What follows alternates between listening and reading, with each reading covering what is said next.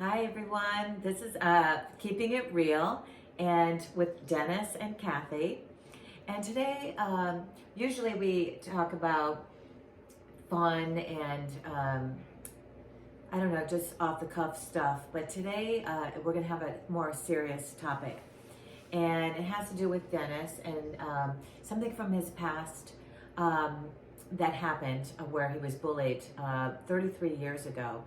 And it's back in the media right now because the school did a little bit of a cover-up kind of thing, or just not quality things as far as what you would hope to have a high school do when somebody is bullied at a school. And his counselor actually came forward. She's an older lady now, and she decided to come forward with the story on Dennis, what really happened behind the scenes. And the children, well, I shouldn't call them children, but high school people, there was actually 15 kids egging these 5 boys on, and they physically abused Dennis at the time, and never were charged. And so we're going to have that topic today. And so it's a little bit more of a serious note today, but I think it's a message that we need to get across, and I'll let you all know about it. And we felt this was important to discuss because Fox News is doing an exclusive report on this, and I got goosebumps just thinking about this. Because Well, I can feel your energy of nervousness right now, because it's actually bringing up the past of horror, really, of what happened to you, and then not to be validated either at the time. But you must feel a little sense of relief right now with the validation. Yes. So let's just back up a little bit. Back in 1989, when I was attacked and almost left for dead in my public high school, there were it made international and national news. I appeared on 7 national talk shows. Sally Jesse Raphael, and Larry King Live, Geraldo. Oprah. I did all of them. And what ended up happening was it got the backing of all these celebrities like Betty White, Lily Tomlin, Whoopi Goldberg, Bette Midler, all backed me for being a victim of a bashing, bullying, and brutal hate crime. And recently I just did a story on my Instagram feed, and it found that 89% of people said that they were bullied. And out of the thousands that replied, I showed you the results. It was crazy. It's crazy. I think everybody at some point in their lives have been bullied to some degree, but this is a hate crime, actually. That would happen to you. It's a whole different. It's a whole different ballpark. So when I was blessed that my high school social worker shared this, but she said that the school superintendent said, just give him his credits, do whatever, and graduate him early. So what I would like to do is talk about, you actually had the suggestion, Kathy, was let's talk about behind the scenes, because this show is about keeping it real. What was it like for me to do this interview? Right. And I mean, this is something that, came from your past, and really what I, wanted to know is how are you feeling about it coming forward now? I mean, are you feeling a sense of relief, or are you feeling sad again? What are you feeling? It's a bittersweet moment, Kathy, but it's also a sense of it's 50-50. Yeah. It's redredging something that has been 33 years. Yes. It's just been my story. Right. And now, people are like, oh, that could have not possibly happened. Right. And now there's validation to that. Exactly. Well, the thing is what concerns me is I am shocked that those boys never were prosecuted at all. No. And actually, they kind of flipped it, and they made you the bad guy in the story. Yes. And that's something that you should share, too, because I think that's insane. I was arrested the day the talk show aired, the first Sally Jesse show aired, for 5 counts of assault, 2 counts risk of injury to a minor. And I was the one that was attacked. I was the one that lost a year and a half of my education. They took it away from me and gave me my Well, they gave you a diploma just to shoo you out of the school.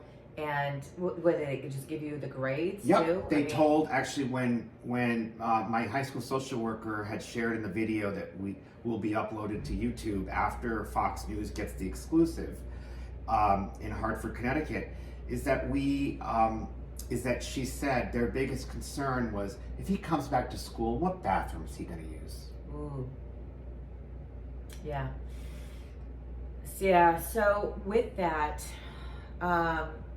I'm glad that you're addressing it on Fox News. Yes. And the whole story will come out with the exclusive. But also, what you did after the fact, instead of you actually fought for rights for victims. Yes. And do you want to talk about that? So one of the things I realized is I could have gone in two directions. I could have literally just crawled up in bed and been woe is me. And I decided to take the measure of I'm going to stand up strong. You know, my strengths are going to become stronger because of what people are doing to me. And I literally stood up and said, I am going to, and I did. I was ahead of my time. I was naive at the age of 17 to appear on CNN in over 150 countries. Right. That's wild. Yeah. But at least, you know, when they did that report way back when, 33 years ago, and here's 33 years later, they're reporting it again. Yes. And finally, you're getting validated for one. Finally, yes. And you spoke up and you were able to find, now with that, they changed the law, right? Yes. So what they did was there was no hate crime bill in effect. So that's why the people that attacked me were not charged. Right. Because you could literally paint a swastika on a Jewish synagogue and nothing would happen to you. But what is amazing about this is 33 years ago, nobody was out. There wasn't Will and Grace. There wasn't, you know, all these gay characters on TV. It was actors were suppressing their sexuality so they wouldn't be labeled or typecasted, if you may. And so in that case, a lot of the shows I did were sensationalized. And I'm finding that Fox News, it's ironic because I love Fox News, but so many people say news sensationalizes. They were adamant. Like if there was something that I said in the hours that they were recording me. This recent interview. They said, just stop us and say I don't want to use that, or that wasn't what I meant to say. They were being very sensitive to your feelings. Very sensitive. So they weren't embellishing anything. And there was a time, Kathy, I was bawling my eyes out and I was screaming, saying, you took away my education. Yeah. And they stopped me and they said, do you want us to take that part out? And I said, no, because that is the rawness. Yes. That's keeping it real.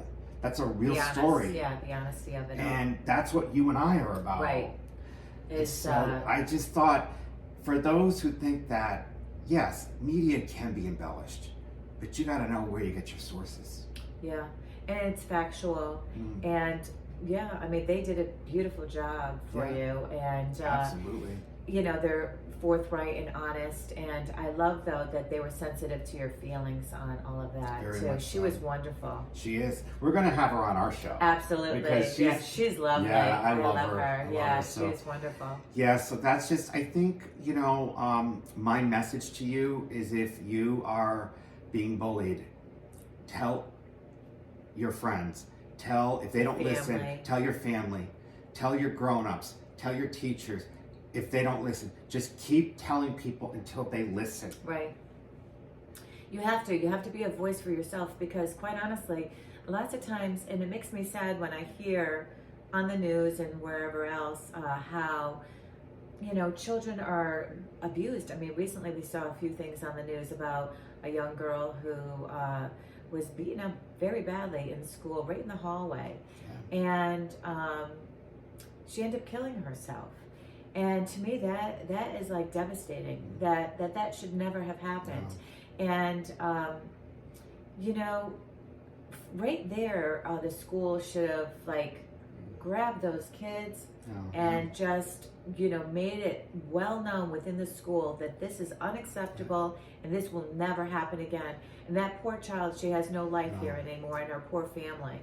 And instead, my high school social worker was almost fired for this. She lost all respect. There are 1,900 students, not counting all the teachers at this Connecticut school.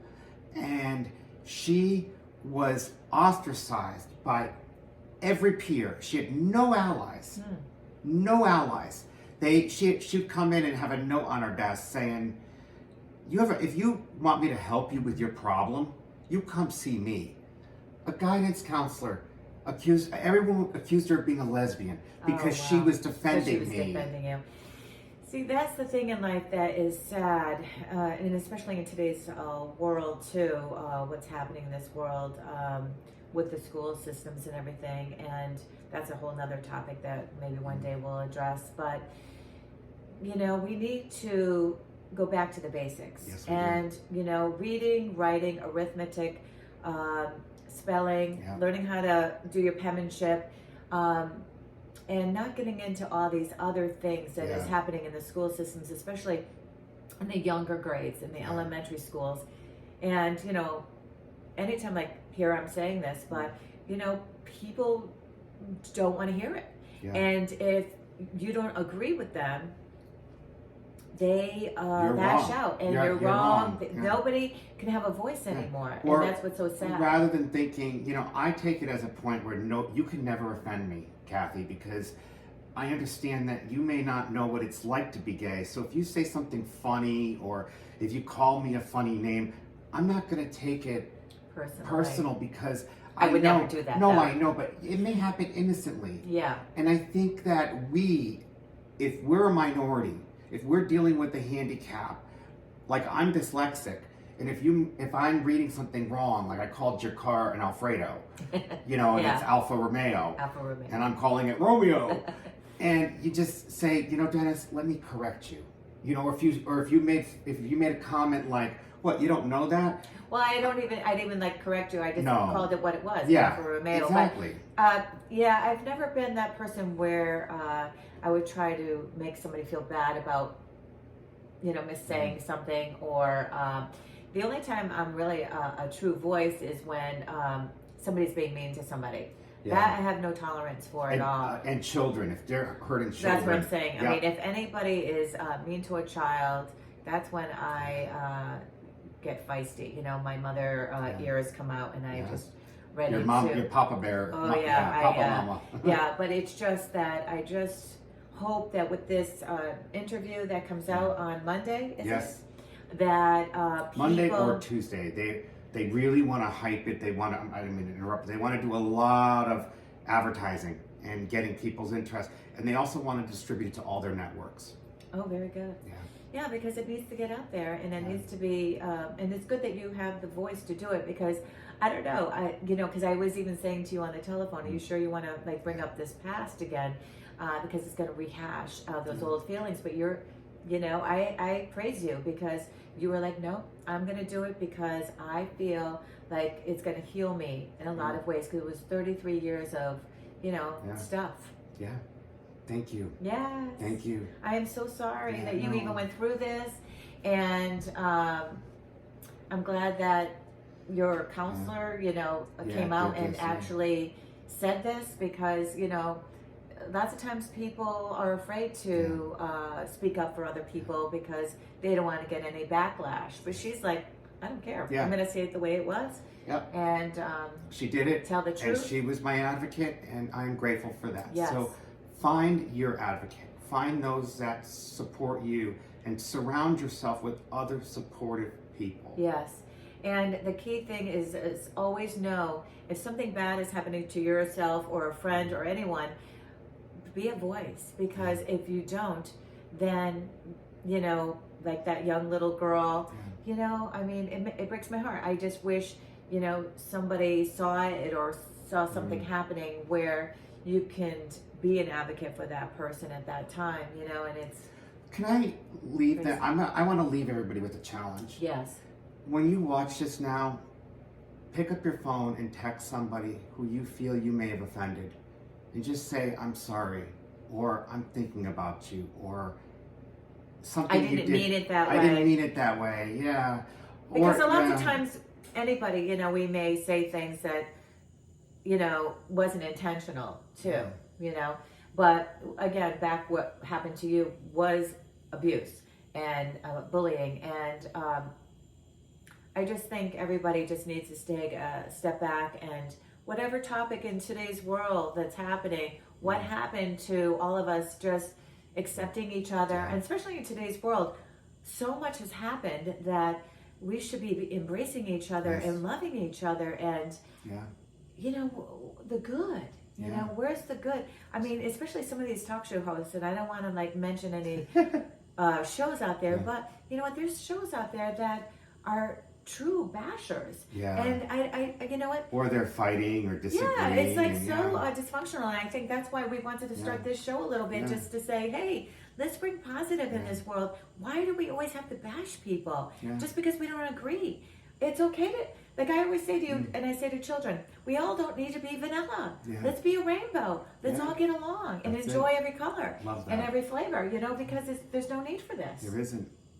So on that note, let's end it on a positive note, and hopefully all of you, you know, hopefully look at this as a positive, not a negative, and just, you know, try to love one another, as it says in those songs, because you know what, that's what this is all about, is really embracing others of difference and being kind.